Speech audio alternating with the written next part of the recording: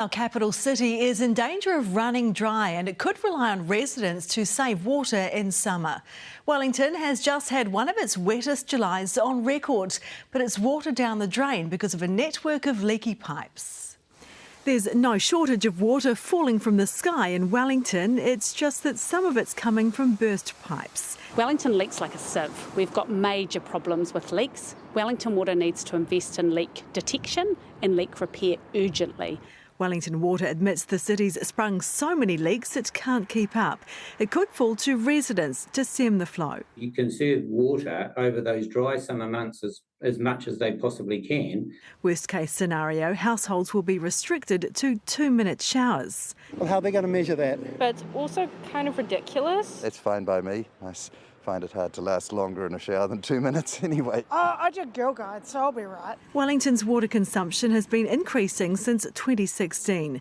Mayor Andy Foster blames the Kaikoura earthquake. It's not rocket science to work out that if the building's been damaged, underground services are going to have been damaged too. So we're not certain, but it's pretty likely. Wellington Water will put a new action plan to the council in October.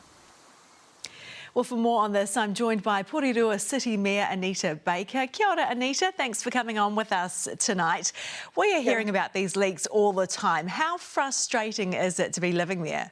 Oh, very frustrating. You know, the residents get upset all around the region. So, yes, it's rather annoying, but there's simply not enough staff to fix them or the money to fix them.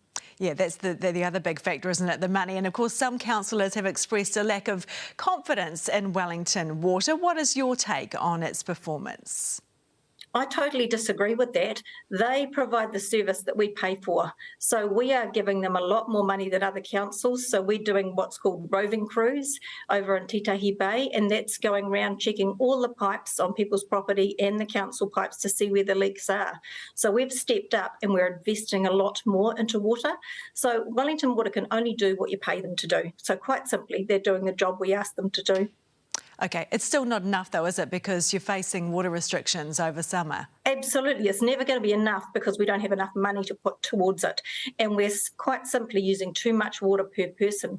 We're at about something like 368 litres per day.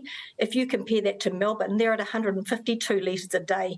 Why are we using so much water? You know, people are just wasting it because they're not having to pay with water meters. OK. Fixing it, as you said, is huge and it's going to be expensive as well. So what needs to happen there? Where does this funding come from? Well, we've looked at water meters for the next 2024. I think we've got them scheduled. But basically, it's the water reforms. If we don't do the investment where we have the 4 identities for New Zealand, we can't do the borrowings. So for me, water reforms are the next step. So this is 3 waters you're talking about? Absolutely.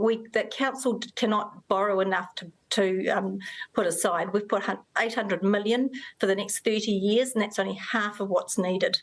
OK, so but of course there has been a lot of pushback to 3 waters, people getting up in arms about that. So what would you say to those critics?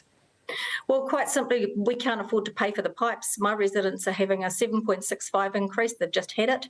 It's going to happen every year. People cannot afford it because we can't do the borrowings. So water meters will help that. And they will do that. And we also don't have the manpower. We need to be training more people as water engineers. So it's ongoing and we need another water source. OK. Just very quickly, what's your message to frustrated ratepayers tonight? Please save water. Put your buckets in when you're having your shower. Shorten your showers. Use that for your garden. But please turn the tap off when you're brushing your teeth. All those basic things. If you were having to pay for it, like you do in Auckland, you'd look after it. OK, Anita, thanks very much for your thoughts tonight.